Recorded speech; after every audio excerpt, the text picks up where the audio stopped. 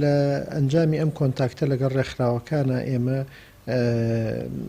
سەردانی ئەم ئیتیحادی مناظەماتی ئەهلیمان کرد، یەکێتی ڕێکخراوە ناحکومیەکان لە وڵاتی تورکیا. طبعاً کاتێک کە سەردانمان کردن ئەوان زۆر خۆشحاڵ بوون کە ئێمە لەگەڵیانە علاقەمان هەبێ و ببین بە ئەندام لەو ڕێکخراوە، چونکە باسییان لەوە کرد ئێمە لە عێراقا هیچ ڕێکخراوێکی تر ئەندام نییە لامان.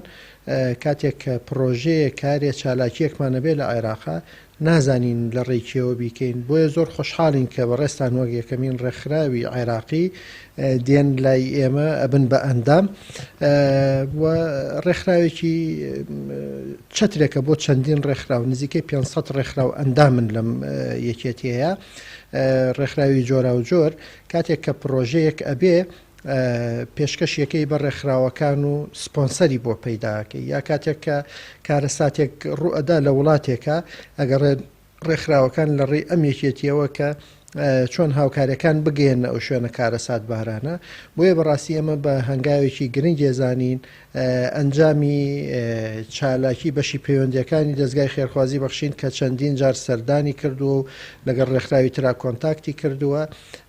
بۆیە سوپاسی خی گەورەکەین کام دەرفەتەی ڕەخسان ئێمە وەک دەستگای خێرخوازی بەخشین یەکەمین ڕێکخراو بین لەوەی شێتیا ببین بە ئەندام و بتوانین سوودێک بگەینین بە گەلەکەمان لە ڕێی ڕێکخراوەکانەوە سپۆنسەر بۆ کار و پرۆژەکانی بەخشین لە ناو کوردستانە پیا بکەین.